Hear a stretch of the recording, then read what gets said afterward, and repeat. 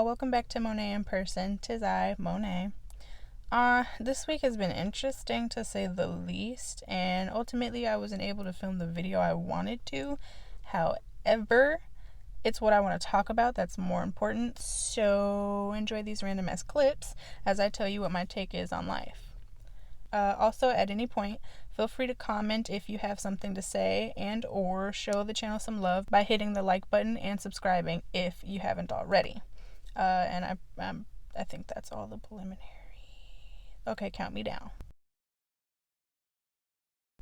On a cosmic scale, I think life is about balance and ascension. When I think about it, the universe has never once decided that one way of life, or creation itself, is the one and only way to be and exist. The universe has only ever consistently produced many life forms in a never-ending multitude of ways, and has done so all in its image. So to me, the universe, though it certainly has its set laws, still in its grandness, extends patience, mercy, and love as it allows all life forms the time and space to freely be. As all of universe's creations are made in its image, I believe humans, just as everything else containing life, are co-creators, and with that have the same jobs as universe itself to uphold within ourselves, which would be to create balance throughout our personal ascensions, or in other words, to be constantly expanding into a grander version of ourselves without condemning the time and space of others' natural rights to freely exist as themselves as well. I feel like universe is law and serves as an equalizer.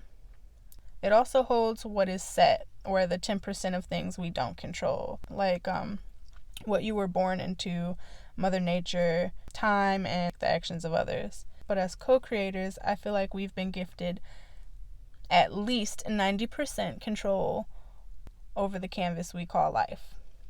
So whatever portrait of life we end up with, to me, is largely left up to us, and is a conglomeration of our thoughts, feelings, actions, ability to learn, ability to communicate, and most importantly, in my opinion, our ability to accept change.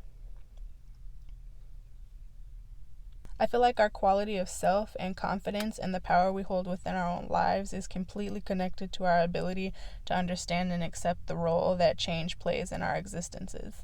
Unfortunately, our society doesn't genuinely teach balance, and so we tend to only focus on the chaos that change can and oftentimes does bring. We get stuck in trying to avoid change, or stuck mourning what we feel we've lost, and because of that, often overlook the positive lessons and opportunities. Thinking that we have all of life's answers, I feel, just completely defeats the purpose of having a life to live in the first place. Oddly enough, it's when I began to let go of seeking the one right answer to my questions and the right way to be that I began to feel my freedom tapping me on my shoulder. And now I can say I enjoy receiving as many views, paths, and answers as I can get to the same questions. I love when I come across something that changes my mind or makes me think twice and for longer than I originally had before. I love feeling one way now and another tomorrow. I even love sitting with things or people that don't sit well with me, because I love looking for the common ground I share with everything that exists around me. And when I do that, to me that means I put thought into something past my own existence, and that just makes me feel good. I mean, for real, at least in my opinion, what the fuck else is there to do down here besides expand our horizons, know yourself, learn yourself, and learn to give and receive love? I mean, don't get me wrong, I know that humanity hasn't been that way, well, for a long time, or well, pretty much since forever, since 10% of the population decided that they were going to pretend to be better than everybody else. But for real, do y'all really believe we were made to be letting 10% of the population tell us our individual and collective worth as human beings? Do y'all think we were made to be judging each other, tearing each other down and apart? Because I don't. Because honestly, I just flat out don't. And I don't know about y'all, but until I'm out, you can catch me doing me to the best of my ability while enjoying others do them.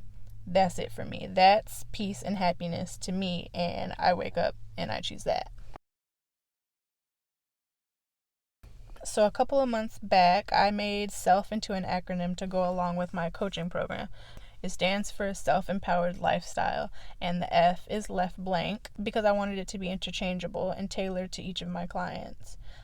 I work mostly with women, so in general, the acronym is self-empowered lifestyle for women. But individually, I always ask my clients to decide for themselves because it could be self-empowered lifestyle for women, self-empowered lifestyle for us, for me, for all, anything that they could think of. And I know for me personally, it's self-empowered lifestyle, fuck what anybody else is talking about, or fuck all the bullshit. But that's just me. But like I said, I like to keep it blank and interchangeable for my clients, and in honor of their own individuality. Filling in the F is one of the first things I do with the ladies I work with, because right away I like to establish that she is the one in control of what things look like in her life, and that the first step to utilizing the control she has in her life is to first fully understand how big of a role that she plays in how her life circumstances unfold. Self is the last thing I'd like to present to you all as far as what life is about. And I know I've been very broad throughout this video, but I intended, as I'm doing now, to end it on a very specific and special note. Life is yours. Do you know what you want from it? I can't tell you, but I can give you a hint.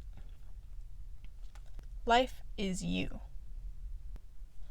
Do you know who you are? Fill in the blanks.